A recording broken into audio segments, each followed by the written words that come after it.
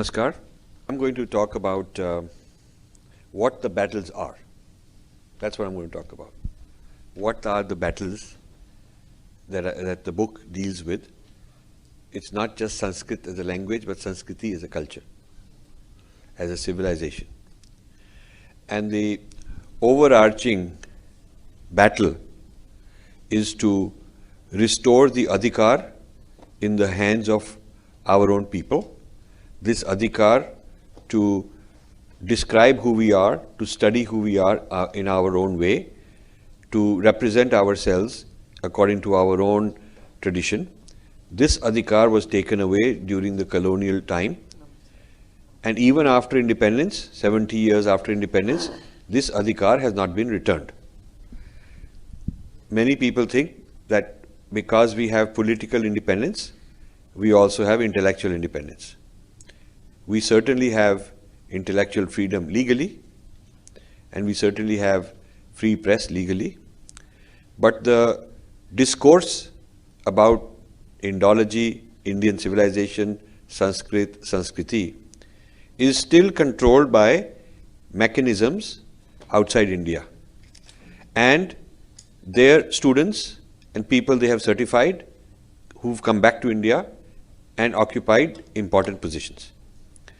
So the battle is between those who are inside the tradition, like us, all of us, who want to bring this adhikar back to our control, versus the outsiders who have had this adhikar, who've taken this adhikar and who are in control.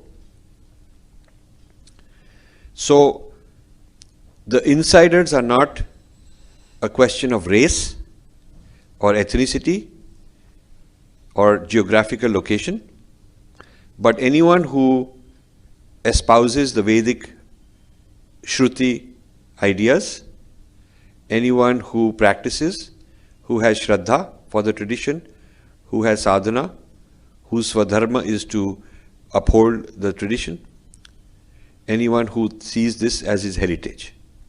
Those are insiders, and anyone in the world is welcome to us to accept this. Outsiders are those who reject the insider perspective, who mock at it, make fun of it, denigrate it, say it's irrational, primitive, backward, abusive, oppressive, political, like that. So this battle between insiders and outsiders has been going on, but the insiders are not aware of it. The insiders are not woken up.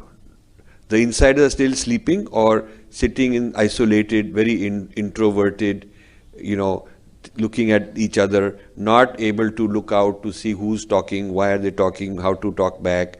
The insiders are scared. Some insiders have no confidence.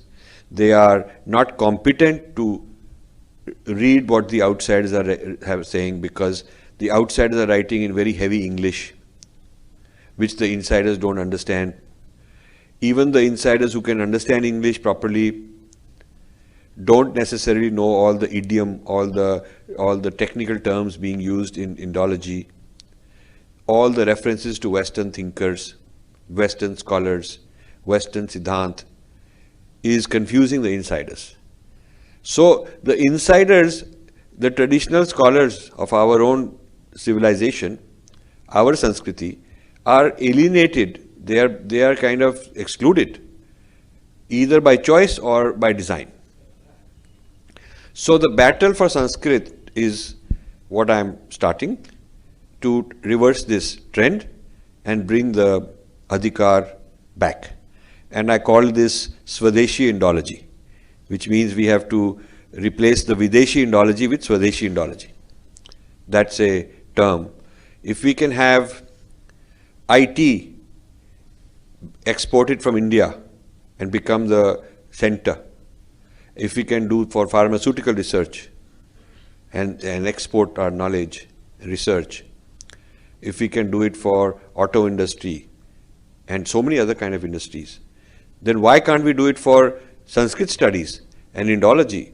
Why is it that Sanskrit studies and Indology are carried out, the most prestigious centers are in Harvard, Columbia, Chicago, places like Oxford, and so on. And why is it that the most prestigious journals where our scholars have to publish in order to be considered, solid, good scholars, are controlled from the overseas?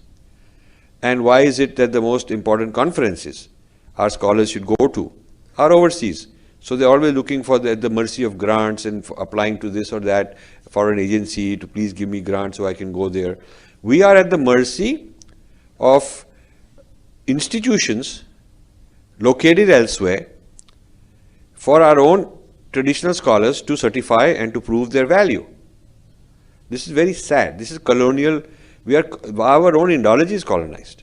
How can we say we are a superpower and so on when we don't even control our own brand of who we are, our own history, our own discussion of philosophy, itihas, somebody else doing it and teaching us?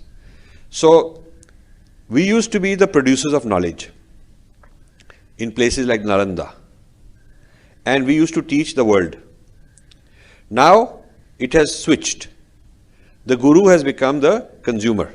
We have become the consumer of knowledge. Others are producing and teaching us. This is very strange. So our young bright people are taken overseas, they go and do this PhD, they come back and they get a professorship in Sanskrit or Indology or Indian history or social sciences or something like that. They come back and then they propagate the Western knowledge which they have learnt. And they're always in touch with their headquarters somewhere in the West. I'm not against the West. West is a wonderful civilization. They have made many, many contributions and they have done a lot of good work. I am for Western ideals, free market, R&D, technology, science. I am all for that. But when it comes to Indology, I think Indology, the center of the world of Indology, ought to belong here. Individual. Because you may come from poor parents and make it rich. You may come from rich parents and be poor. Doesn't matter. It's your personal situation that should count. And then we'll get rid of the caste system if we were to do that. Secondly, the Akhand Bharat, I'm against that Akhand Bharat idea.